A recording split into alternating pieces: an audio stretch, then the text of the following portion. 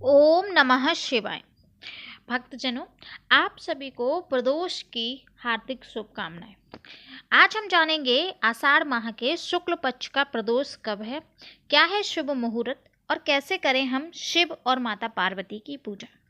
तो प्रेम से बोलेंगे, देवों के देव महादेव की जय।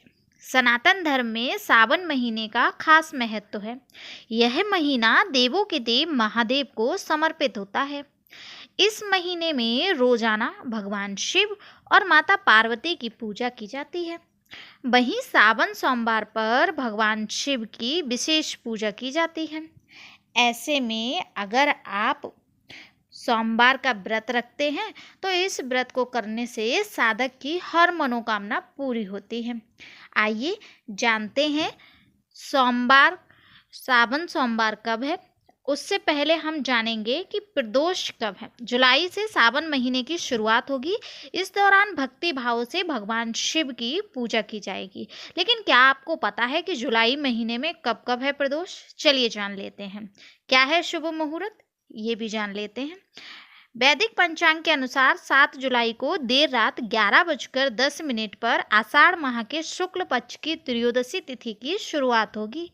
वहीं 9 जुलाई को त्रयोदशी तिथि देर रात 12:38 पर समाप्त होगी। प्रदोष व्रत के दिन भगवान शिव और मां पार्वती की पूजा शाम के समय यानी प्रदोष काल में होती है। इसके लिए 8 जुलाई को प्रदोष व्रत मनाया जाएगा।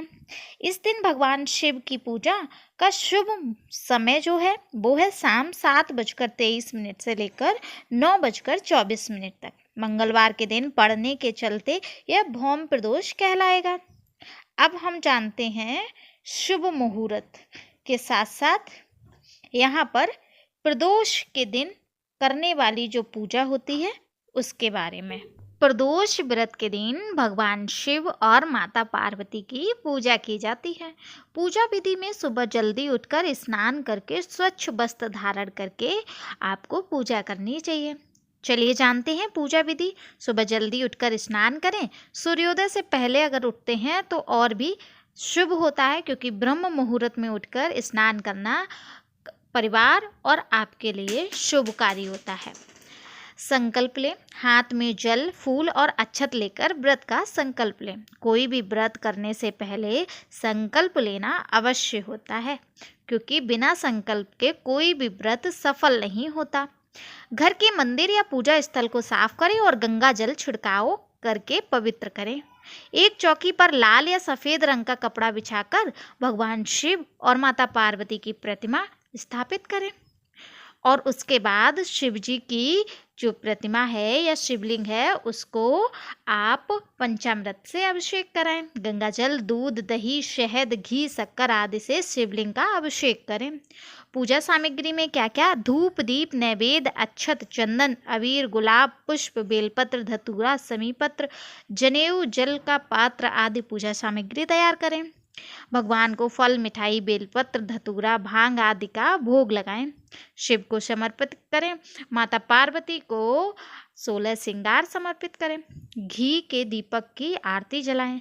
प्रदोष के दिन 2 बाती का दीपक अवश्य लगाएं, शिव और शक्ति का।